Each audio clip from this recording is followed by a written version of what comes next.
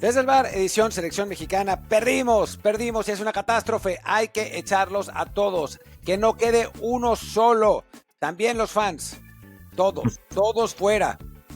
No, ya hablando en serio, una derrota de 4-2 contra Suiza en un partido pues que tuvo muchas cosas de las que platicar, muchas cosas raras, un partido claramente de inicio de proceso rumbo a un torneo y donde pues se vio un mal resultado de la selección, pero tampoco nada para volverse loco, pero sí con algunas conclusiones interesantes. Después también hay una cosa con la camiseta de la selección que parece que ahora que la van a cambiar y bueno, viene el partido contra Turquía y pues vamos a platicar de todo eso en este episodio que es esencialmente de la selección mexicana. Yo soy Martín del Palacio y me acompaña Luis Herrera.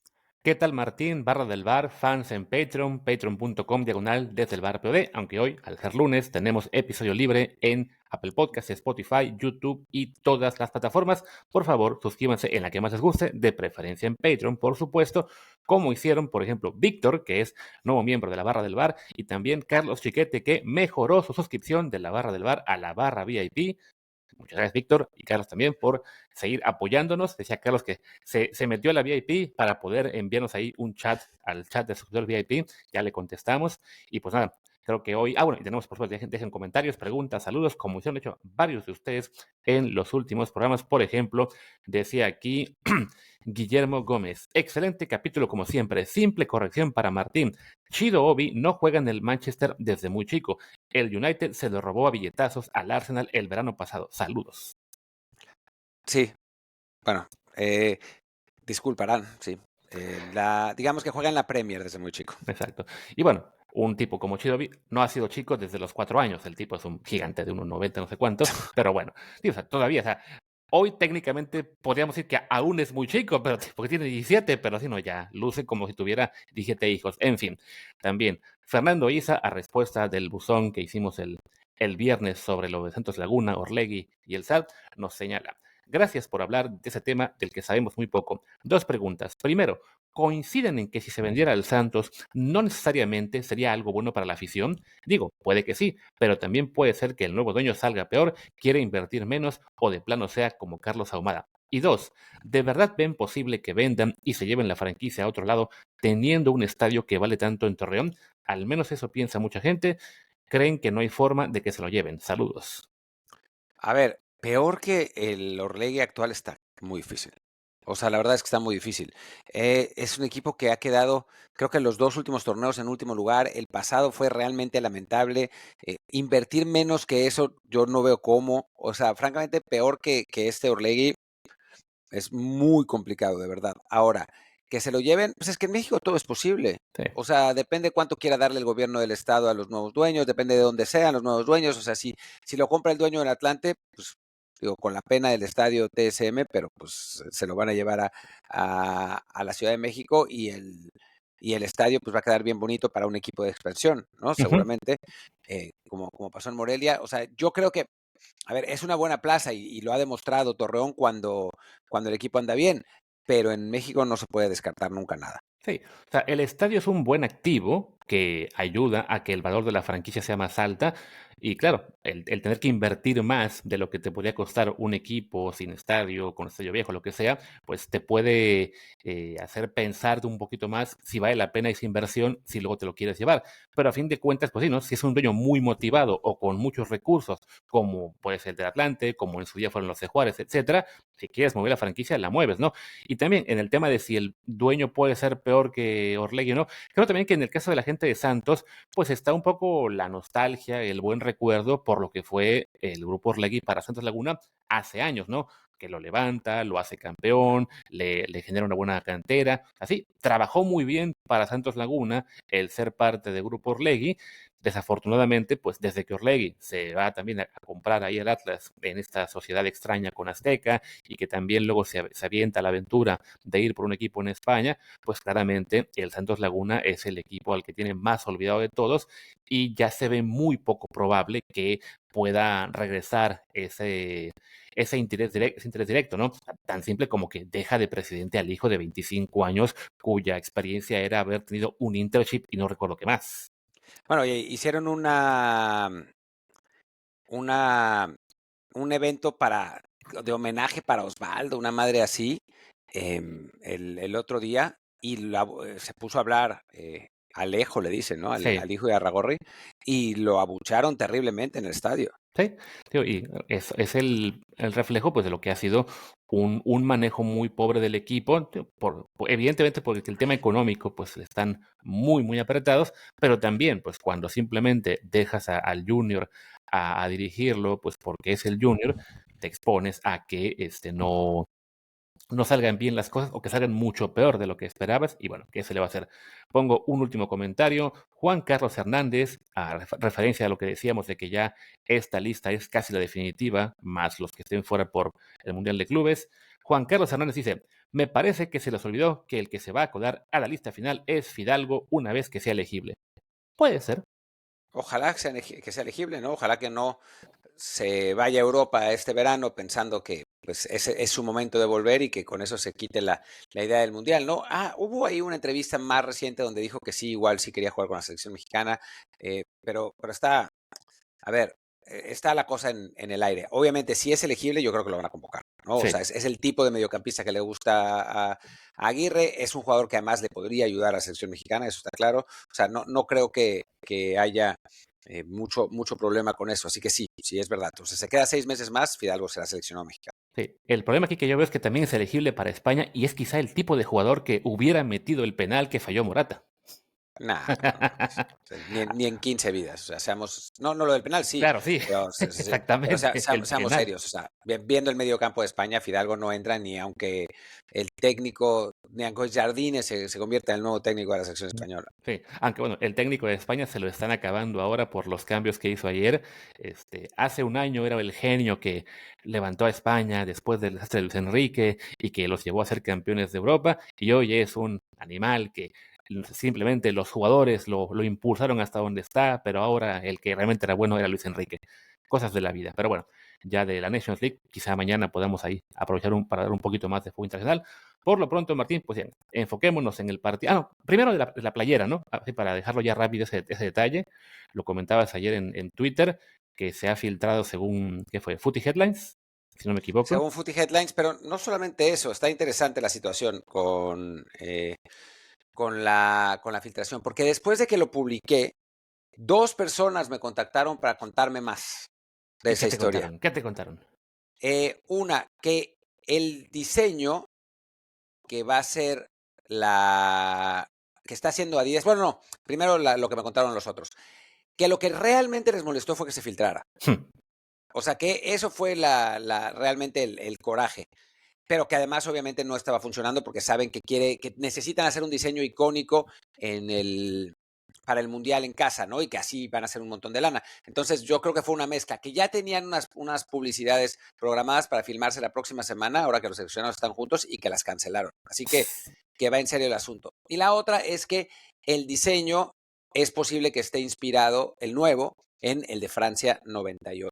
El Mira. famoso que todo el mundo ama y que yo detesto, pues parece que ese será la inspiración. Vamos a ver, ¿no? O sea, por ahora todo son rumores. Lo que sí es verdad es que parece que no va a ser ese, el que se había filtrado. Es que la verdad, el que se haya filtrado es feo. O sea, con cada maqueta china que hacían de ese diseño, la verdad es que no funcionaba la cosa. Y sí, vaya, si estás en un mundial que es en casa, se ha vuelto por alguna razón casi de culto la playera del 98, pues suena lógico usarlo de base para el nuevo diseño. Vaya, puedes copiarlo, simplemente le pones las 3 rayas y algún detalle también de cambio para que no te demande Ava Sport. Pero sí, es una playera que gustó mucho en su momento, que ha gustado aún más en los últimos años.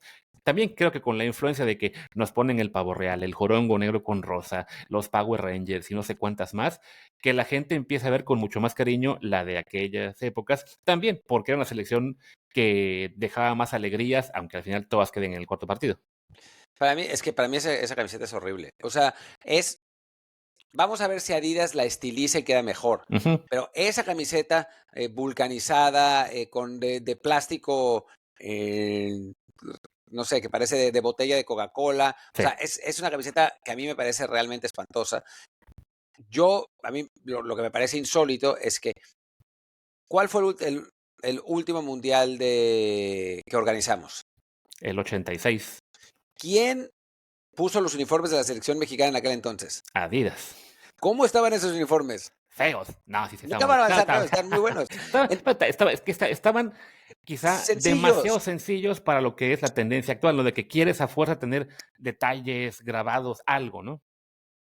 Sí, sí, sí. O sea, obviamente hay que adaptarlos a los tiempos actuales, pero tienes ese uniforme, tienes unos Adidas Originals, unas colecciones de Adidas Originals basadas en ese uniforme que están padrísimas. ¿Cómo puede ser que trates de hacer un diseño nostálgico basado en dos camisetas, primero 78, después 98, que no hiciste tú? ¿No? O sea, es absurdo. Pues para poder vender la que sí hicieron ellos como originals y así tener doble venta. Pues tal vez sí, güey, ¿Sí? pero Digo, al final, de entrada, con que ya esté en camino el hecho de que sí cambien el diseño que no había gustado, ya es ganancia, sobre todo por eso de que usan la verde únicamente cada 4 años, no te puedes equivocar con la verde. O sea, puedes sacar el pavo real y nos enojaremos, puedes usar el jorongo rosa, la puedes regar durante la parte media del ciclo mundialista, pero la verde tiene que ser buena. Y oye, las últimas, bueno, la del 22, la verde era muy X, la del 18 más o menos bien, la del 14, la de los Power Rangers, fue controversial. Ya hace falta una que realmente digamos, esta sí a todos nos gusta. ¿qué tan fácil es hacer una playera verde que esté buena? Yo creo que verde es relativamente fácil, verde, blanco y rojo no tanto. Es que de verdad hace cuánto que no tenemos una playera verde que a la gente le guste. O sea, mi favorita es la de 94, Que está es bonita, la sí. Umbro. La Umbro, Eh, sí. pero yo creo que desde 94, 86, y bueno, hay gente a la que le gusta 98, se las doy. Pues desde entonces no hemos tenido una playera verde que la gente diga, güey, qué chingona playera verde tenemos. Sí, digo, la de 2002 que fue la Atlética, ahí me gustaba más la versión en guinda, que no llegó al Mundial desafortunadamente. Sí, Pero pues no igual, es verde. la verde era muy, bueno, todas las modelos eran muy sencillas, o sea, se veían bien, pero sí, no llamó tanto la atención. La de 2006, pues con la B de la Victoria, también era Está bien, bien, pero pero nada más. Y la de 2010, que ya era Adidas, no estaba mal, pero sí, creo que estaba mejor la de 2005, con la que se ganó pero esa de el super Mundial Sub-17. catálogo, ¿no? La Sí, que la tenía Nike, la del la. círculo. Sí, que esas eran, Sí. que eran todas igual las de Nike. Que nos hace recordar, hecho, eso, ¿no? De que se ganó el Sub-17, de que se tuvo esa muy buena confederaciones. Pero sí, ya hace bastante que una playera verde no es el hit, ¿no? Siempre ha sido la playera negra, salvo que cuando hicieron el jorongo, la que realmente luce mejor. Sí, sí, sí. Y la negra con dorado que tenemos ahora y la que tuvimos en su momento también, justo después del Mundial 2010, se veía muy padre. Es que es muy difícil fallar con negro con dorado. Sí. Pero sí, la realidad es que ha habido pocas. Y las blancas siempre están buenas.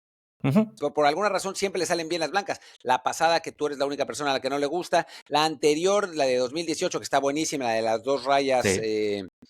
en Horizontales en horizontal. el pecho, sí. Sí, en 2014 no hubo blanca, pusieron esa roja de Charlie Brown, que esa sí no estaba buena. Digo, nos trae buenos recuerdos, pero no estaba buena.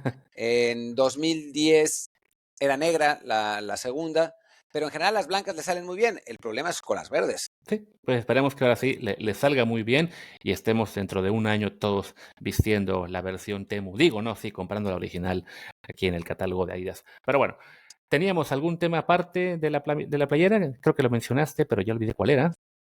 Em, no sé. Bueno, la previa del partido Bueno, de lo mañana, dejamos pero pues eso lo hacemos al o final. mañana, mejor, o al final o mañana. Sí, exacto. Pues venga, entonces ya, platiquemos del partido. Un partido México-César que también, de entrada, hay que matizar que ambos equipos lo tomaron de forma distinta, ¿no? Los suizos mandando un 11, si no de gala, muy cerca. No estaba Sommer porque, bueno, recién jugó la final de Champions con el Inter, pero el resto del 11 sí era muy cercano a lo mejor que pueden presentar y México utiliza el partido más como pues pruebas de los jugadores que no se van a quedar a Copa Oro, un 11 más experimental, sí, con los delanteros top, con Santi y Raúl, y por ahí César Montes y Charlie, de los jugadores que son base del 11 casi siempre, pero si no, el enfrentar el partido con enfoques distintos, pues también distorsiona un poco lo que es la realidad de ambos equipos y también predisponía a que el marcador no fuera a ser favorable, aunque sí, nos acaba doliendo que fuera tan contundente.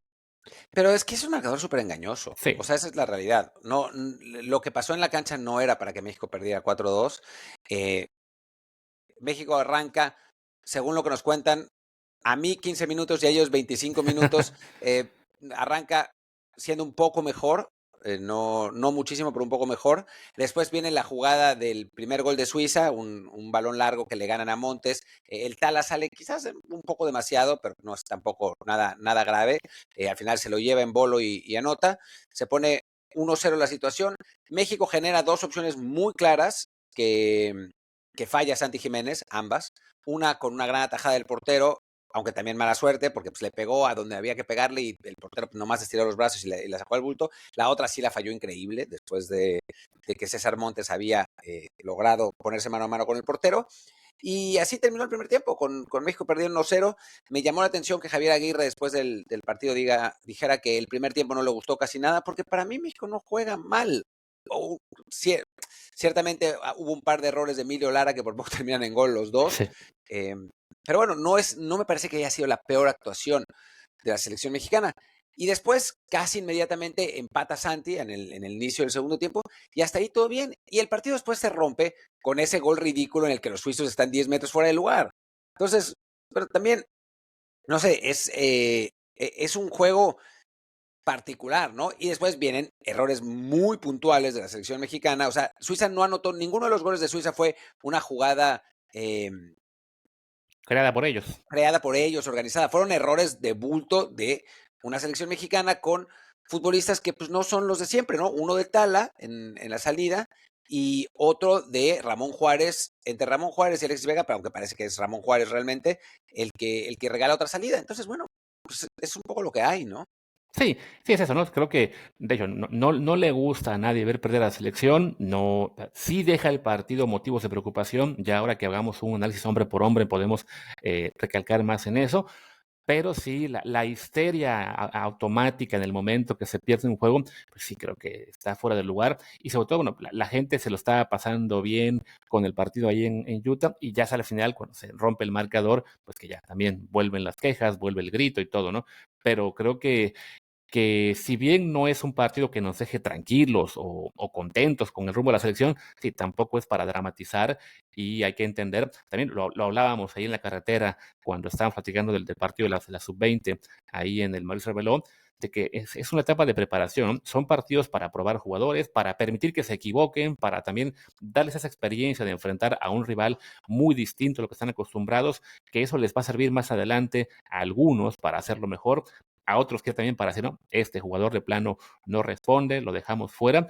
Y sí, nos hubiera gustado un marcador favorable.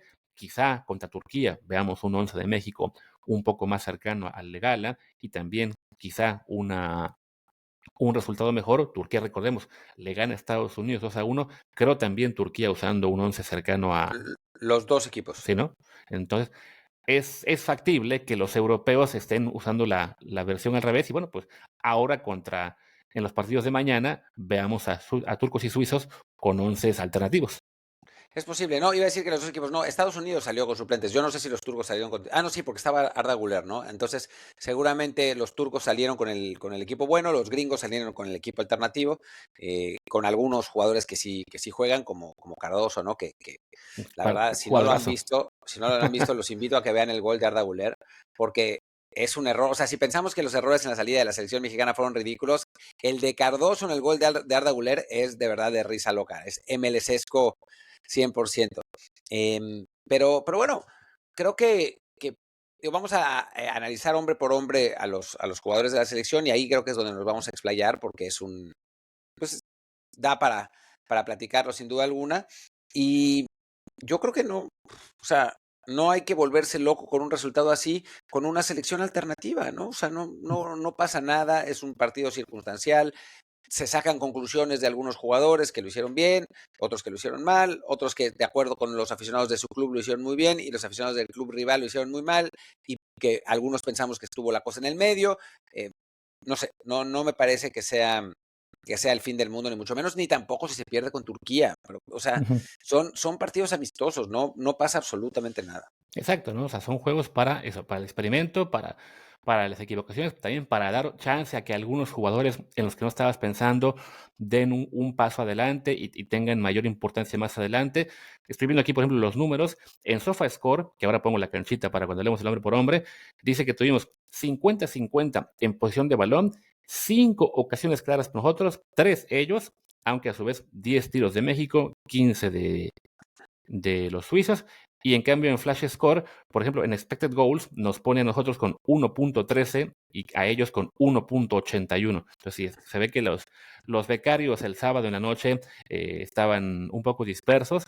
Creo que, pero sí nos dan también el 50-50 de posición. Eso, ¿no? Un juego parejo que se rompe por errores propios del árbitro y bueno, pues ya también eso influye. Creo que el 1-1 antes de ese segundo gol que era un fuera de lugar clarísimo, sí termina, o sea, sí reflejaba lo que estaba haciendo el juego, y ese segundo gol en fuera de lugar, pues en cierto modo le distrae o sea, decir, rompe un poco mentalmente al equipo mexicano que empieza a equivocarse más y más. Sí, ahí creo que cambia la cosa, se desesperan. Hay un momento en el que le marcan un fuera de lugar a Santi Jiménez, que pues sí está bien adelantado y mete gol, pero está muy adelantado. Y entonces todos salen a reclamarle al abanderado de que pues es, digamos que la misma distancia por la que estuvieron en fuera de lugar los suizos. Cae el tercer gol en un error en la salida de Tala. O sea, esa es la realidad. Que tampoco tendría por qué haber sido. Si yo hablaba con Ramón Raya y me dice, es que a eso te expones si quieres salir jugando. Sí, claro, pero si quieres salir jugando, la idea es que tu portero no cometa un error al salir, ¿no? O sea, no creo que haya como mucha discusión de que eso fue un error de Tala. Después sí hay discusión sobre si se equivocó a la hora del disparo, y eso lo podemos platicar también cuando analicemos a Rangel. Y después anota Sepúlveda, un buen disparo a primer poste, y en la última jugada, otro error en la salida, esta vez de Ramón Juárez, provoca un disparo que rebota, le pasa por encima a Rangel y termina el partido 4-2. Un partido que, insisto, para mí no reflejaba eso. O sea, quizás si nos ponemos exigentes, Suiza tendría que haber ganado por 1, pero para mí hubiera sido, o sea, si esto acababa 2-2, no pasaba nada. Así es. Y bueno, pues sí, creo que ya podemos entonces pasar al hombre por hombre, que será más específico en algunos casos. Déjame entonces ahora sí comparto la canchita para también ver qué dicen los números y el algoritmo sobre lo que estamos apreciando. Ya debe estar ahí, si no me equivoco, así que venga. Entonces, bueno, dice que calificación media de México 6.50, de Suiza 6.73. Como No decías, le ¿no? gustó el partido a No, Sofascore. sí, no fue un partido muy bueno. Es decir, que cuando la mayoría de goles viene de errores, pues sí, te refleja que ese 4-2 no es producto de un partidazo. Y bueno, pues a ver, hay que ir ya con todo, con el pobre Tala Rangel, al que el algoritmo lo castiga bastante, pero sobre todo pues, los 4 goles recibidos, también ahí sí, eso siempre pega, pueden ser culpa o no del portero, y el algoritmo lo castiga bastante, pero bueno, sí creo que pues Tala, a fin de cuentas, en el primer gol colabora, en el tercer gol se equivoca gravemente en la salida. Está también el debate de si después se coloca bien o no tras esa pérdida de balón, de si había quien dice que tenía que proteger más el poste, el poste propio. Hay quien le critica, creo yo equivocadamente, en el cuarto gol de por qué estaba adelantado, etcétera. Entonces, no, un día en el cual, pues el Tala desafortunadamente con todas las condiciones que tiene y que creemos lo puede llegar lo debe llevar a en cierto punto ser sí el titular de la selección, en este momento la cuestión mental le sigue pesando. Sí, a ver, también tiene dos atajadas o sea, muy buenas y una que es realmente muy buena, ¿no? Abajo que en un disparo. En, para mí en el primer gol no colabora. Lo que pasa es que sale precipitadamente y después corrige y ya se lo llevan y eso. O sea, si hubiera salido normal, no pasaba nada tampoco. Hubiera pasado esencialmente lo mismo. Pero se nota ese asunto mental, ¿no? Esa como desesperación un poco, esos nervios que pues no son ideales para un portero. Criticábamos a Pablo Lara en el episodio del sábado, al portero de la selección sub-20, de sub-20, que por intenso sale en una jugada en la que no tenía que salir y se entrega y termina anotando Japón en esa, no, Dinamarca, perdón, Sí, Dinamarca. sí, en el primer partido. Eh, Pasa un poco lo mismo con Tala, aunque en este caso no es por eso que anota la selección de Suiza. Y después en el tercero, o sea, para mí está bien parado a la hora del disparo. Puede que pudiera estar un pasito más a la derecha, pero había gente que decía, 2 pasos a la derecha. 2 pasos a la derecha está pegado al poste, no puedes pararte ahí siendo un portero. O sea, tú tienes que confiar en que puedas estirar el brazo o el Ujú. pie y poder sacar el balón. Quizás un poquito tendría que haber estado, pero para mí el error es en la salida. O sea, ese es el error grave. Equivoca una salida al centro y eso es para mí imperdonable, ¿no? Y después, insisto, tuvo 2 muy buenas atajadas que demuestran sus condiciones, pero el problema es que si quieres ser portero de la selección, de una selección en un torneo importante, tienes que transmitir seguridad. Yo creo que en este momento Rangel no lo hace. Es un poco, me recuerda un poco al otro Tala, Ujú. pero también al Ochoa de 2010, ¿no? Que era un portero con enormes cualidades, pero que, o sea, algo estaba, o sea, no estaba todavía del todo bien, y por eso Javier Aguirre decide, para mí equivocadamente, pero decide de cualquier modo poner al Conejo Pérez en ese Mundial de 2010, ¿no? Sí, y bueno, el Tala, reconoce, es un portero de 25 años, digo, o sea, relativamente joven, para la posición lo es. Si llega o no a consolidarse en el próximo año, pues está todavía en duda. Creo que sí, a la larga lo vamos a ver convirtiéndose en un portero mucho más sólido, sin errores mentales, que sí transmite esa seguridad que tú señalas, y quizá 2030-34 sean dominio suyo, salvo que Alex Padilla también tenga ese salto de calidad y de tranquilidad que le hace falta, ¿no? Por lo pronto, pues sí, creo que, si bien creo que el algoritmo aquí lo castiga muchísimo con ese que es 5-4, sí, me parece que definitivamente, aquí la pantalla se debe haber recargado porque aquí está. Sí, creo que pues el Tala ahora mismo en la pelea por ser el primer portero, él más bien ya se cayó a número 3 por un rato. Yo creo que siempre fue el número 3. O sea, creo que el 1 es todavía Malagón, el 2 es Ochoa por una cuestión de veteranía y el 3 es Rangel. O sea, creo que lo era antes y lo que estaba buscando Tala era saltar, ¿no? Más arriba, porque además es el tipo de portero que prefiere a Aguirre. Pero pues, si no le das razones para ponerlo de titular, pues va a ser muy complicado, ¿no? Ese es el problema. Así es. Pues venga, chao de Rangel. Hablemos ahora de Emilio Lara. Cierra la publicidad que está abajo que dice funciones No me nuevas y deja. mejoradas, ¿no? Sí, no, Esa. se queda, pero Pero bueno, te sale esa mamada. sale esa mamá, entonces sí, es lo malo. Ay, Otra, sí, horrible. aparece otra. No te preocupes. Tú y yo la vemos, yo me encargaré de que se vea menos Ok. a la hora de que esto se exporte. Así que si la gente dice, ¿de qué están hablando esos dos? Es que hice un buen trabajo de edición. Esperemos que lo logre. Vamos ahora con lateral derecho. Emilio Lara, también el algoritmo lo castiga bastante, con razón, porque Con sí, razón. anduvo algo fallón, incluso aquí lo menciono, tuvo 2 errores que llevan a disparo, también lo regatearon un par de veces. Creo que es un jugador, no recuerdo si ya había tenido él antes un partido en Yo selección o creo que no, sí, ya creo que había tenido un sí, partido en selección. pero que Sí. bueno, para efectos prácticos, pues tú eres un casi novato con el Tri, que a fin de cuentas esta convocatoria es un premio a su muy buen torneo con el Necaxa, a que parece estar ya centrándose, digamos, en lo mental, y eso les ha permitido explotar sus cualidades. Simplemente, bueno, en este juego se vio rebasado por la situación, y pues él sí lo tiene de por sí, que lo tenía muy, muy complicado para colarse al Mundial, porque tiene encima a Huescas, a Jorge Sánchez, a Julián Araujo, a Israel Reyes. Pues esta era su oportunidad. También creo que eso le pesó un poquito y no lo pudo hacer bien. Sí, no. Fue un poco el Lara de los grandes momentos que todavía la parte mental lo traiciona, ¿no? O sea, son los 2 errores que comete son importantes, eso está claro.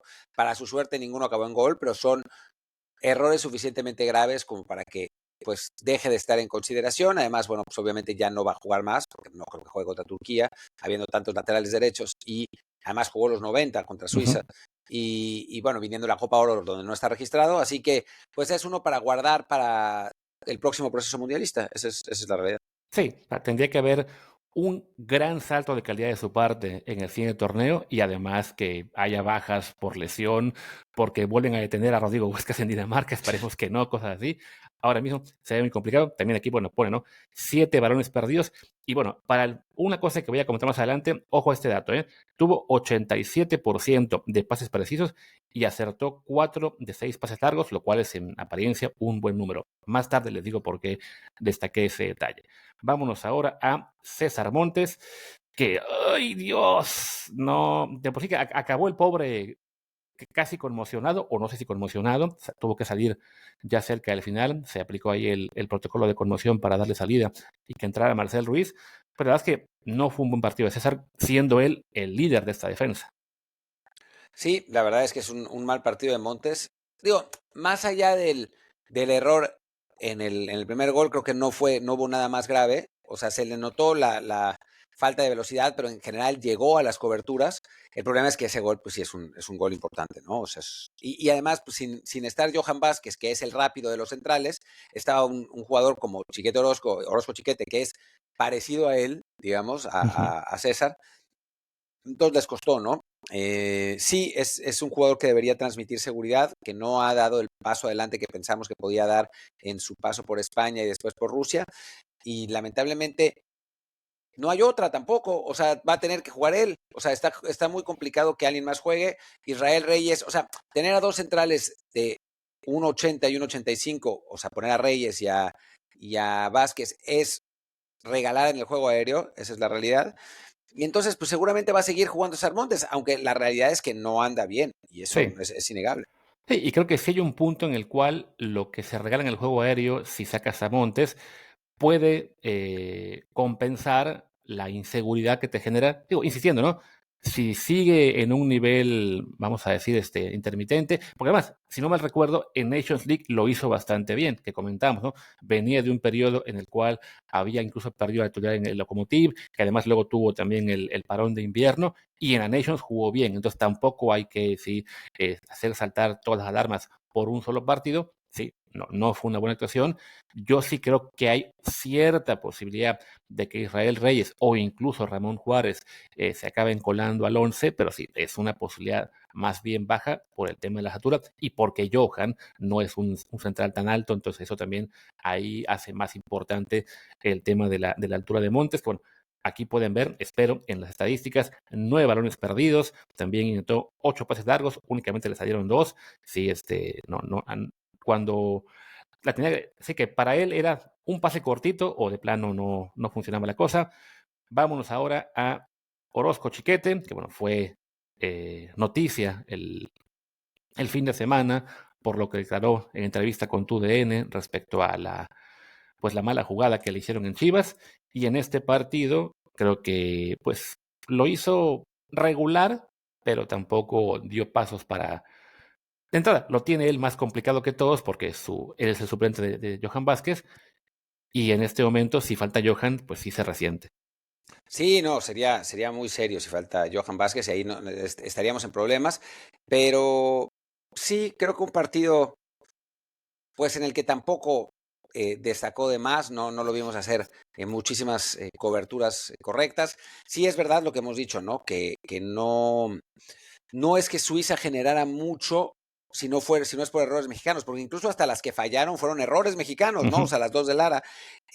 Pero ciertamente es un partido no particularmente bueno. Era una situación más complicada la de Chiquete porque tenía el lateral ofensivo, o sea, tenía a Chávez y entonces tenía que hacer la cobertura por la banda y eso lo exponía un poco más.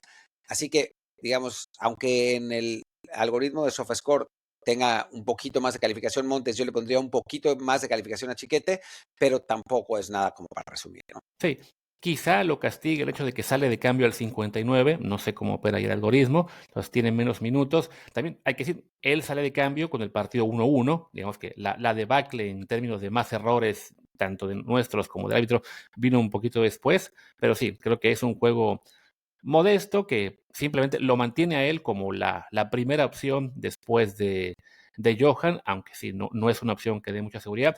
Ramón Juárez entró en su lugar, al rato hablamos de él, también reflejando que, pues sí, no hay más centrales por izquierda y eso podría ser un problema si Johan se lesionara o algo por el estilo. Vamos ahora con un debutante, Mateo Chávez, al que me parece el algoritmo castiga bastante porque 6.4 lo ponen con la segunda peor calificación junto a Lara, y yo sentí que Mateo se había visto bastante mejor que Lara. Me parece que es porque bueno, estuvo muy bien en el primer tiempo atacando, ¿no? Ujú. Defendiendo menos destacado. la verdad, y después desapareció un poco más en el segundo tiempo, pero sí, mucho mejor que Lara, o sea, eso sí me parece claro y creo que ahí hay una cosa con el algoritmo, igual porque falló todos los centros que tiró, Sí. Acá porque está, creo que aquí está la clave. Al intentar muchos centros, al intentar también pases que a lo mejor no, pues sí, le faltó precisión, le atribuyen 16 posiciones perdidas, entonces ahí es donde lo baja. Digo, sí, yo no percibí que fueran tantas durante el partido, pero bueno, es parte de lo bueno de poder también tener estas herramientas de estadísticas, te desnudan un poquito cosas que no son evidentes durante el juego. a mí no me parece muy grave porque esas posesiones, y me parece que son de esas limitaciones que tiene el algoritmo, Ujú. Son en esas ataque. posesiones, ¿cómo? Son en ataque, ¿no? Sí, exacto, son en ataque. Entonces, bueno, si tu trabajo es llegar, centrar, intentar pases entre líneas y los fallas, pues no es tan grave como perder un balón en la salida que genera una oportunidad a otro equipo, ¿no? Entonces, sí me parece que hay ahí una cierta injusticia por parte del algoritmo. Yo no creo que haya estado tan bien como muchos dicen, ¿no? O sea, Ujú. creo que estuvo bien para debutar, o sea, de los jóvenes, digamos, fue el mejor, pero tampoco es que haya jugado un partido inolvidable, ¿no?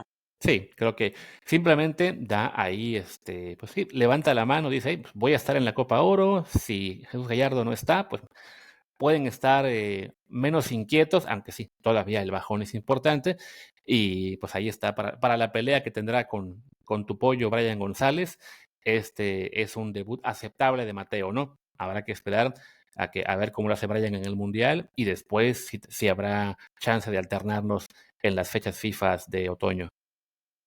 Sí, pues eso, no tengo nada Venga, más que decir. vámonos con Eric Lira, el que jugó de contención, del medio más defensivo, también un 6.7 que creo que en este caso lo veo más o menos en el rango correcto en cuanto a su actuación. Eh, un partido pues, sí, en el que también la desventaja de repente física puede pesar. Me están llamando por teléfono no sé dónde, pero debe ser un vendedor.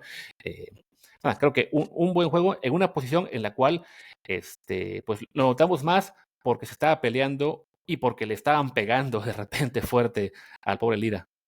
A mí me gustó Lira, o sea, me parece que por intensidad estuvo siempre ahí, estuvo recuperando balones cerca de la jugada, no sé, o sea, siento que no fue un mal partido de Lira, quizás le hubiera puesto 7, pero tampoco mucho más que eso, ¿no? O sea, no fue tampoco que haya sido destacadísimo. Ujú.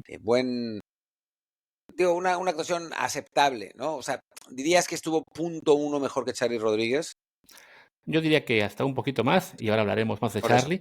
Digo, curioso este detalle, ¿no? Faltas suyas, 0, recibidas 2, y las dos manchadas. Se ve que, como decías en el live que estábamos haciendo con Karim News, es pesado para el rival tener a Lira enfrente y se acaban desesperando. Sí, sí, sí, es un tipo que está ahí, jodiéndote, mordiendo, entonces llega un momento en que te desesperas y lo bajas, ¿no? Eso es lo que pasó con Eric Lira y nada, yo creo que es un buen jugador, o sea, creo que es un futbolista que se va a quedar, dicen que lo quieren de Francia, vamos a ver si Ojalá. es cierto, ojalá, ¿no? Por el bien del fútbol mexicano, por el bien del propio Lira, y creo que si se va a Europa pues daría un paso adelante muy importante para poder pues tener un rol un poquito más grande en la selección, ¿no? Que ahora su posición está pues totalmente cubierta por Edson Álvarez. Sí, ojalá que sea cierto que lo quieren de Francia, ojalá que sea del Toulouse, para que nos quede cerca.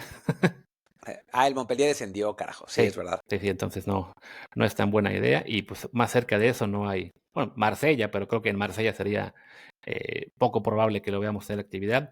Entonces, sí, siendo más realistas, el rango de equipo al que puede llegar un jugador mexicano sería el club ideal. Pero bueno, donde sea, si se puede concretar que se marche al fútbol francés, sería perfecto. De nuevo, recordando que es un jugador de Cruz Azul, que pagó Cruz Azul bastante por él, entonces no es fácil que haya, ¿cómo decirlo? Pues ahí que la oferta que pueda enviar el club francés, sea cual sea, pueda alcanzar las pretensiones legítimas de un Cruz Azul que ya invirtió mucho en el jugador y que puede decir, bueno, pues sí, si llegan al precio perfecto, si no, pues con la pena. Sí, es posible que eso suceda, ¿no? Vamos a ver. Ojalá que le den chance de irse, ojalá que la oferta sea buena, pero sí, no va a ser fácil. Digo, a fin de cuentas, ya hemos visto que en su momento llegaron ofertas por Antuna, por Charlie Rodríguez, y no se fueron, en parte porque eran jugadores por los que el club invirtió, ¿no? Cuando llegó por Santi, que era un jugador de la cantera, y que además era una mejor oferta al ser un delantero, ahí sí Cruz Azul negoció. Sí, y cuando llegaron por Huescas, pues se tuvieron que joder porque ¿Por qué pagaron la no? cláusula. Porque la Eh, cláusula se pagó. pero bueno. Bueno, y pasemos a Charlie, que pues fue Charlie, ¿no? Sí, O sea, creo que, digo, 36-40 de pases precisos, la enorme mayoría horizontales, pases o para clave atrás, cero. ¿Cómo? O o para para atrás. atrás, sí. Pases clave cero, centros acertados 2, No, cero. 0. Pases largos 4, acertados 3. Mira, tuvo 3 pases largos buenos. Sí. Qué raro. Sí, Pero fue el de siempre, ¿no? sí, además, pases largos que muy probablemente fueron cambios de juego de bajo riesgo, no servicios que dejaran al Chino Huerta y el Piojo en posición y mejorarle para un centro. No, o pases entre líneas para Raúl o para Santi, ¿no? O sea, Sí, y por eso 6.6, porque pues no, nada de pases clave, nada. sí, que bueno, ahí está el dato de que les decía de que, miren, tuvo 90% de pases precisos, fue el que tuvo el mejor número de México, seguido de Lara, y lo de los pases largos acertados, 3 de 4, también con Lara muy cerca de él. Y lo comentaba esto porque nos pasaron ayer por Twitter, nos citaron en lo que fue el comentario de otro periodista, de Roberto González, que señala: yo no entiendo la animadversión sobre Charlie Rodríguez. Ya es hasta tóxico y es terrible que los sesgos en México eviten que se hable de verdad de ese tipo de jugadores. Ante todo, él es un organizador de juego, un centrocampista de balón para juntar al equipo y sumar pases, pero que también tiene conducción y desplazamiento, además de un gran golpeo de diestra. Pero en pleno 2025 se sigue pensando que el centrocampista tiene que arrojar goles o asistencias, o que siempre el pase se tiene que dar hacia adelante, o que debe arriesgar cada que tiene el balón, y esa óptica hace mucho daño al juego y al jugador. Es algo que le ha pasado, sin ir más lejos, a Fernando Beltrán, otro que pone mal a la gente cuando se intenta hablar del juego. Dicho esto, Charlie hoy ha sido de los mejores de la selección. Ha tomado balón, ha sumado pases, ha caído a bandas buscando estirar a Cierro en la derecha, ha ganado bastantes duelos y ha lanzado bastante bien en largo. A ver, ¿vas tú primero o voy yo? Como quieras. Vamos a ver, de entrada, lo positivo del comentario de Roberto. Lo que señala de Charlie es cierto. El problema es que lo señala del jugador de Cruz Azul, del jugador de Monterrey, del jugador que en la Liga MX sin duda es una pieza clave en sus equipos, que es importante, que lo podemos considerar quizá en el top 20, 25 de jugadores de la liga, pero ese jugador en la selección rara vez se ve. En la selección, Charlie Rodríguez es probablemente el centrocampista más horizontal de la historia. O sea, y sí, es cierto que no tenemos por qué basarnos únicamente en goles y asistencias, pero sí, cuando tienes ya más de 50 partidos con la selección, sí esperas ver con más regularidad que el centrocampista, en este caso organizador, aporte un poco más al frente. O sea, hablamos Pero de es que, ajá, sí, no, hablemos de qué. o sea, ya para último, ¿no? O sea, cuando señalo de que ha tomado balón, ha sumado pases, ha caído a bandas, lo que ustedes quieran, ha ganado duelos, ha lanzado bien en largo. A ver, te lo dice la estadística, sí. Sumó muchos pases, pero pases clave, ninguno. Es que organizador, ¿qué quiere decir organizador? Sí, O sea, esa es mi primera pregunta, ¿no? O sea, para mí un organizador de juego es Lionel Messi, que exagero, ¿no? sí, Es Pablo Aimar, es Vitinha, ¿no?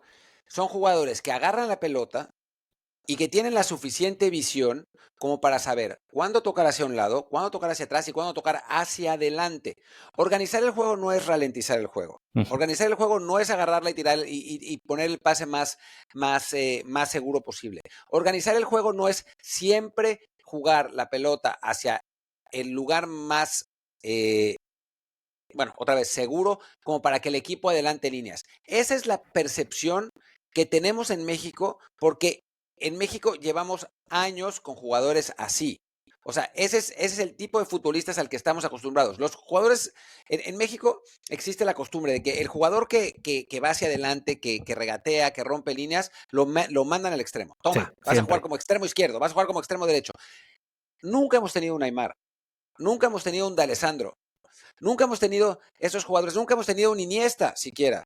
O sea, nunca hemos tenido esos jugadores que agarran la pelota, ven el movimiento del delantero y la tiran hacia adelante. O sea, y por eso los aficionados de Chivas decían, es que Fernando Beltrán sí juega hacia adelante. Claro, juega una de 200, pero como no estamos acostumbrados a eso, es como, pues sí, a comparación de los otros, pues sí juega hacia adelante, pero no, son mediocampistas horizontales que no te sirven más que para mantener la posesión del balón. Ahora, si tienes un sistema como el de Pellegrini, que juega 4-2-3-1 con dos contenciones, uno de ellos era Guido Rodríguez, el otro era Andrés Guardado, y Andrés Guardado cumplía la labor de, en efecto, tirar esos pases horizontales hacia atrás, y tenía a Nabil Fekir adelante, que Nabil Fekir te rompía las defensas, pues entonces sí, te puede servir un jugador así. Ahora, México no tiene eso.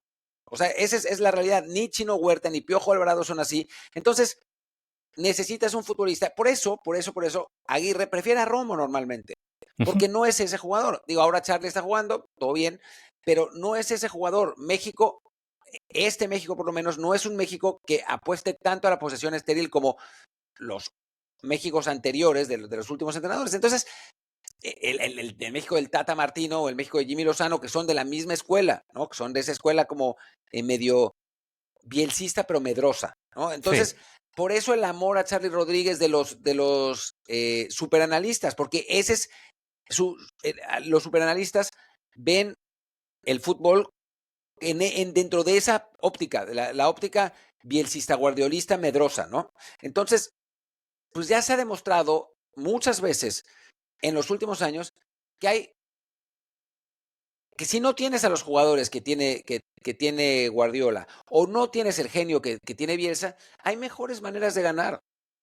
Y esas mejores maneras de ganar incluyen ir hacia adelante. Y Charles Sí, Rodríguez no va hacia adelante. sí, no, eso de que se conoce excelente. A ver, quizá en la Liga MX lo hace un poquito más, con la selección no. Con la selección recibe el balón, busca el pase más seguro posible, 95% del tiempo es hacia atrás o hacia los lados, y hasta ahí.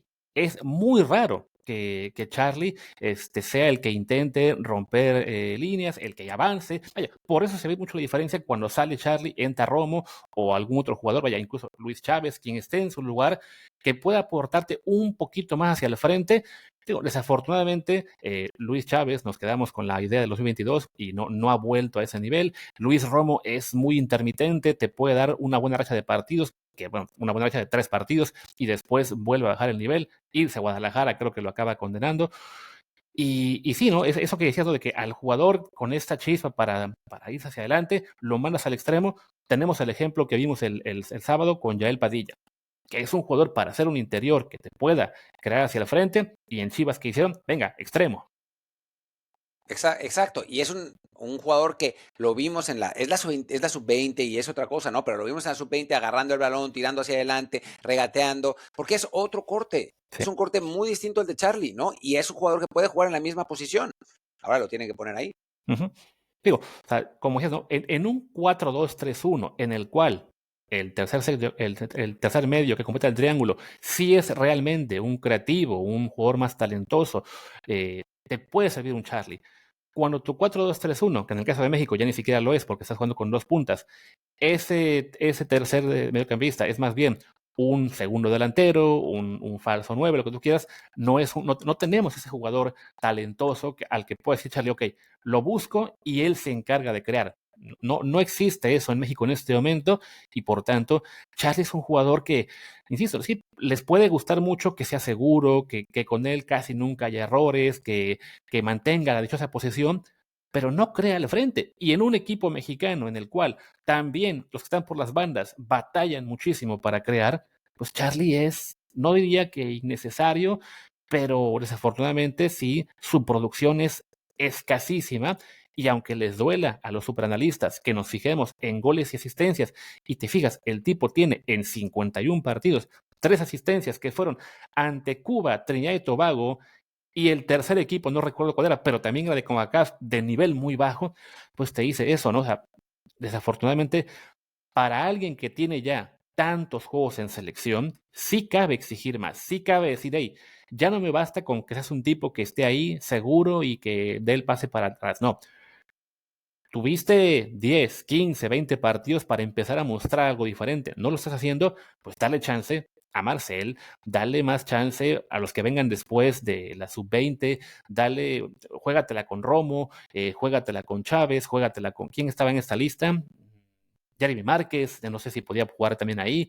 Dale chance a otros de ver si podemos tener alguien que aporte un poco más, que simplemente, sí, pues mantuvo el balón, tuvimos posesión y dio un chingo de pases correctos. A ver, era el partido perfecto para Marcel. Sí. O sea, sin ir más lejos, porque es el mediocampista que tiene ese corte un poco distinto, ¿no? Que acarrea el balón, que tira pases progresivos, que no todo lo hace a lo seguro. Quizás Aguirre quería evitar las pérdidas de balón que resultaran en contragolpes de los suizos y no lo logró porque los que la perdieron fueron los defensas. ¿No? Sí. ¿Qué crees? Igual vamos a perder. Pero bueno, y Marcel, pues recordemos, entra porque se lastima, bueno, la cabeza a Montes, porque usaron el cambio de protocolo de conmociones. Si no, no hubiera entrado Marcel al partido. En fin, vámonos al siguiente. El mejor jugador de México, no estoy muy seguro por qué, Piojo Alvarado. Desde el primer tiempo. Desde el primer tiempo Sofascore lo traía ahí. A ver, no jugó mal, ¿no? O sea, creo que pero estuvo ahí generando, agarró el balón, o sea, fue un poco el jugador más creativo de la selección. El chino lo intentó por el otro lado, pero con menos éxito porque es otro tipo de futbolista, ¿no? Sí. Es un jugador que va menos a lo seguro, ¿no? Que el Piojo. A ver, tuvo 7.1, tampoco es que haya sido una locura, ¿no? Claro, el chino tuvo 8, pero sí, digo, o sea, nada del otro mundo, pero tampoco pésimo, ¿no? Sí, o sea, él deja el partido cuando sigue 1-1, pero sí me llamó la atención eso, ¿no? Porque siendo un juego en el que efectivamente nadie de México luce de manera espectacular, que el Piojo resultara el mejor calificado, yo creo que en algún punto del primer tiempo, no sé si habías llegado o no, no habías llegado, estábamos platicando con Karim, y dice, bueno, pues el Piojo nos había ya ganado en la Nations League con su buena labor ante Canadá, y en este partido como que nos quiere perder otra vez. Yo sí, no fue un mal partido, pero me extraña, viendo cómo el algoritmo castigó a los demás, que a él lo premiara. Digo, preciso, 87%, pero bueno, acertó únicamente 2 de 5 centros, 1 o 2 pases largos, tuvo un tiro a puerta, un tiro fuera, ganó 3 duelos de 4, perdió la posición 8 veces, recibió 3 faltas. Quizás las faltas es lo que le acaba añadiendo el puntaje, porque sí, no fue un partido particularmente brillante del Piojo. Creo que él en este momento está en esa pelea por ver quién acaba jugando por derecha, que es el puesto de los puestos más frágiles que hay en este punto, ¿no? O sea, por izquierda tienes a Chino, tienes a Alexis Vega, por derecha, en este momento, quizá la mejor alternativa va a ser mandar al Chino o Alexis Vega a otra banda, o bueno, Orbelín, que también entró y que pues tuvo detalles, pero no convence tampoco. No, la verdad es que no. Está complicada la situación en los extremos porque, digo, Alexis tampoco entró tan bien. No es el de la selección mexicana. El chino generó el segundo gol, sí, es verdad, pero fuera, y por eso tiene 6.8. O sea, si no hubiera sido por eso, o sea, al terminar el primer tiempo estaba bajísimo el chino. Sí. Creo que no tuvo un gran partido. Está difícil. O sea, tenemos un montón de opciones y ninguna realmente se consolida. Seguro algunos dirían, pero si Cendejas estuviera, bueno, pues cuando Cendejas estuvo fue lo mismo. Exacto. Así que bueno, pues por ahora creo que el Piojo ganó por omisión un poco, ¿no? Y se consolida como una opción más seria por el momento que tanto el chino como Alexis. Sí, te digo que lo de chino sí me sorprende, que sus números parecen hasta un poquito mejores. Quizás, bueno, el tema de que tuvo pocos pases, sí, no tuvo tanto contacto con el balón, pero bueno, sí, Chino Huerta creo que, digo, desafortunadamente había él empezado bien en el Anderlecht cuando llegó a Bélgica, le empiezan a cambiar la posición, a colocarlo más de interior, de creativo, no sé de qué más, y eso pues hizo que tuviera un bajón en el final de temporada y ahora llega a selección y tampoco es un jugador particularmente determinante. Creo que en este momento, en la pelea entre él y Alexis Vega por ver quién se queda con la banda izquierda, quizá Alexis llegue con ventaja a la Copa Oro. Pero tampoco es que Alexis haya entrado muy bien. Sí, pero por lo menos él sí tuvo una gran temporada, entonces en el Toluca, ¿no? Entonces esa confianza, el haberle visto ya jugar a muy buen nivel en la liguilla también, creo que considerando que Chino no cerró bien en su club, por ahí es que Alexis puede tener. De entrada, me imagino que Alexis va a jugar contra Turquía y ahí también podrá consolidar la posibilidad de ganar el puesto o no. Sí, eso es lo que te iba a decir, que Alexis, vamos a ver quién está adelante después del partido contra Turquía, ¿no? O sea, Sí. si Alexis de pronto juega muy bien y eso. Y también no olvidemos que México arranca contra Sí, Dominicana y después juega contra Curazao. o Surinam, no me acuerdo quién era. Creo que es Curazao. Bueno, está lo mismo, casi lo mismo. Ahí está. Siguiente, Raúl Jiménez. Él también se le de cambio al 59, le da de calificación 6.7. Creo que un partido en el cual no lució mucho, aunque creo que él sí, definitivamente no ve ni por asomo peligrar su puesto en el 11. No, la verdad es que no. Sí, no fue el mejor partido de Raúl, eh, pero no, digo, ahí intentó, creo que tuvo algún tiro a gol. Tiros a puerta 0, tiros fuera 0, tiros bloqueados 0, regates intentados 1. Sí, no mucho. Santi fue el protagonista para bien y para mal, Sí. ¿no? Del partido. Sí, pero no, Raúl sigue siendo el titular indiscutible, la estrella del equipo.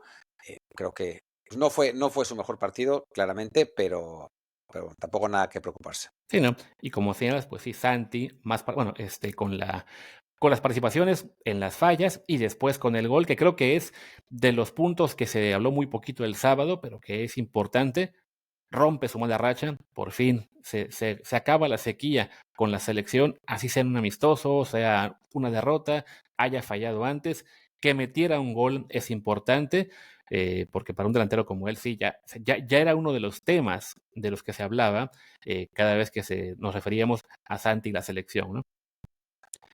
Sí, digo, a ver, como lo dije, ¿no? La primera falla es una falla creo que circunstancial, le queda la pelota ahí, le pega como le tiene que pegar y el portero la saca con el hombro. Ni modo, era pues ahora sí que un 50-50, uno le pega y pues a veces esos balones pasan, a veces no. La segunda es gravísima.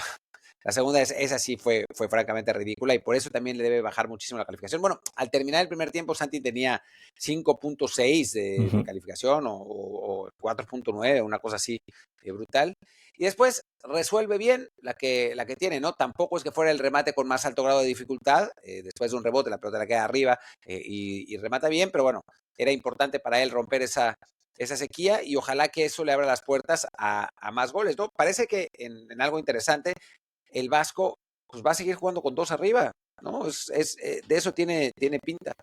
Ya sacas a Santi o quizá Quiñones, que creo que es el que vamos a ver en el próximo partido, quizás ese Sepúlveda a Quiñones, pero ya enfrentar otro amistoso otra vez con los dos en punta, creo que te dice mucho que eso es lo que va a buscar Javier Aguirre, por lo menos en el corto plazo, lo va a seguir intentando y eso pues le abre puertas a Santi de seguir siendo un jugador importante, ¿no? Me llamó la atención que por qué México seguía tratando de salir en corto constantemente y perdiendo el balón, cuando cada vez que dividíamos el balón adelante, lo ganábamos. O sea, Santi y Raúl hicieron un muy buen trabajo ganando balones divididos en el primer tiempo. Y aún así México intentaba otra vez salir en corto y otra vez la perdía. O sea, era una situación bastante desesperante, ¿no? Y ya en la segunda mitad ya ni intentábamos en largo, ¿no? También, en buena medida, porque la selección se desesperó, empezaron a tirarse hacia adelante y termina la cosa medio caótica, pero yo no entiendo por qué en México le tienen tanto miedo a dividir el balón cuando tenemos a dos jugadores arriba que una de sus mejores características es ganar esos balones divididos. Sí, pero bueno, así se llaman las cosas. Ya estamos por la hora, así que hablemos rápido de los que entraron de cambio. Alexis Vega, pues ya lo dijimos junto a Chino, ¿no? Una actuación bastante Discreta. discreta, aunque bueno, él acaba contando con una asistencia en el pase a Sepúlveda para el segundo gol, que bueno, es un gol, sí, mucho más mérito del delantero de Cruz Azul. Seguramente veremos a Alexis como titular en el partido ante Turquía. Después, Ramón Juárez, el algoritmo sí se dio cuenta de que la falla fue suya en ese que fue el cuarto gol, ¿no? de Turquía, Sí. se lo acreditan a él y con eso también una calificación muy baja en una labor de relevo, además entrando como central por izquierda al sustituir a Chiquete y recordemos, él no va a la Copa Oro, entonces esta es probablemente la última impresión que va a dejar en la selección hasta las convocatorias de septiembre. Sigo yo. Ok. Después Orbelín Pineda, que hacía una bien, una mal, una bien, una mal, una bien. Y entonces por eso le pusieron 6.8 al final. Tuvo ahí sobre todo un muy buen desborde dentro del área, que tiró la diagonal y no pudo rematar. Ya no me acuerdo. Creo que el propio Efraín fue el que no pudo rematar. Digo, lástima. Pero buena jugada Orbelín, y después la perdió ridículo, y después otra vez más o menos hizo un buen regate, y después la volvió a perder ridículo. Es un futbolista que para mí no aporta mucho, pero bueno, ahí sigue y se ve que le gusta el Vasco, porque bueno, es de esos que por lo menos lo intenta, ¿no? Que por lo menos Sí. va hacia adelante y pues no nos sobra. Aunque ojo, con Orbelín creo que para él sí tiene que pensarse muy bien sobre volver o no a la Liga MX este verano. Porque creo que también para que lo sigan convocando influye el que está en Europa, aunque sea una liga como la liga que, hay que aceptarlo, no es una liga tan fuerte, quizá está más o menos en el mismo rango que la mexicana, pero si se regresa a México, ese plus que le da ser Euromexa se va y quizá le puede costar también la convocatoria. Le puede pasar lo de Eric Gutiérrez, ¿no? ¿Sí? Que ya, Eligió ya no mal. volvió, que se marchó y a su barco le llamó Libertad. Y bueno, después ahí ponías a Efraín Álvarez, que también muy discreto, ¿no? Sí, él sí ya con menos minutos de juego, aquí únicamente 17, aunque bueno, más la compensación, creo que sí, ya es más complicado hablar de los jugadores en cuanto al aporte, porque sí, fue poquito tiempo. Igual, Edson entra un ratito en el cambio que me llamó la atención de, bueno, ¿para qué meter a uno de los titulares base? Pero bueno, Yo creo que entra. para darle minutos, porque los últimos partidos en West Ham no jugó mucho, entraba ratitos, estuvo lesionado, entonces necesita volver a tener ritmo de competencia, y no me sorprendería que jugara con Turquía, por lo mismo, porque Sí, necesita esos minutos. sí, yo también creo que va a jugar con Turquía. Y bueno, Sepúlveda, que pues tiene ha sido, ¿cómo se dice? No quiere abrir aquí, ahí está, su canchita, pues marca gol en el poco tiempo que tuvo, a ver si no se convierte en el siguiente delantero de Cruz Azul, que tiene pocos minutos y marca muchos goles, y pues de algún modo está abriendo la pelea por ser el tercer 9 en el Mundial. O sea, no le va a pelear el puesto a Raúl y a Santi, pero a Henry sí. Pasa que tiene 34 años, ¿no? O sea, Sí. llegar al Mundial de 35 pues, no está tan fácil, pero bueno, lo va a seguir intentando y por ahora es un buen punto. Dice opciones claras falladas ahí en ocasiones claras falladas. A mí me parece que la que falla no es tan clara. O sea, Ujú. es una ocasión ahí, pero no es tan clara. Pero bueno, el algoritmo dice que sí. Entonces, por eso no, a pesar del gol, lo tienen abajo del 7. Sí, sí, pero para el tiempo que jugó, pues ese gol que sí mete, pues vale mucho más que la que le pone aquí como ocasión clara fallada. Y bueno, mal que bien, pues él está peleando por llegar al Mundial de 35 años, como será el caso de Raúl Jiménez, ¿no? Tienen la misma edad, claro, evidentemente con niveles muy distintos en Pequeñas su trayectoria, diferencias. pero sí, ¿no? En un punto en el cual después de Raúl, Santi y Henry parecía que solo teníamos la nada, pues Henry está batallando con problemas físicos, creo que su mejor momento futbolístico ya fue hace un año, pues ahora Sepúlveda es quien está llegando a su mejor momento futbolístico, le llevan a un griego, le llevan a un polaco, ahora le quieren llevar a un serbio, quizás lo recomendó Santi, que es compañero ahí en el Milan, y él sigue pues mejorando, teniendo esa explosión tardía, en este caso triplemente tardía, y por lo menos ahora aprovecha su poco tiempo en la selección para decir, hey, aquí estoy, denme chance, aunque sea para hacer el tercer 9, que ojo, en una selección en la cual es probable que acabemos jugando con dos puntas, ya ese tercer 9 se vuelve mucho más importante. Sí. Yo diría que ya cerremos. Queda 1-3. Marcel, que pues muy poco, la Sí. verdad, 7 minutos. No se vio muchísimo. Y ojalá que lo pongan más contra Turquía, pero sí te digo, cerremos porque ya son 63 minutos, la gente no nos va a querer escuchar. Exactamente, ya. Pues venga, ahí está el análisis de lo que fue el partido con Turquía. Nos queda el de Suiza, nos queda el de Turquía que va a ser este martes en la noche, así que yo creo que mañana martes para Patreon hablaremos de otra cosa, minutos sí de lo que será el partido contra los turcos O y de el nada, y hagamos episodio miércoles y jueves, mejor, en lugar de martes y miércoles. sí, bueno, Creo que tendría más sentido. lo discutimos fuera de cámara para no Porque alargar el episodio. en todo caso, el jueves podemos Sí, hacer un recap de todos los otros partidos, de toda la jornada internacional, que creo sí. que estaría interesante también. Pues venga, ahí están las posibilidades. Lo hablaremos Martín y yo en unos minutos y ya, en todo caso, pues ahí les avisaremos qué contenido hay para esta semana. Por lo pronto, cerramos esta emisión de la selección mexicana. Yo soy Luis Herrera, mi Twitter es @LuisRHA. Yo soy Martín del Palacio, mi Twitter es @MartinDELP, el del programa es desde el bar pod, desde el bar POD, el Telegram es desde el bar podcast y el Patreon es... patreon.com/desde el bar POD. Gracias. Chao.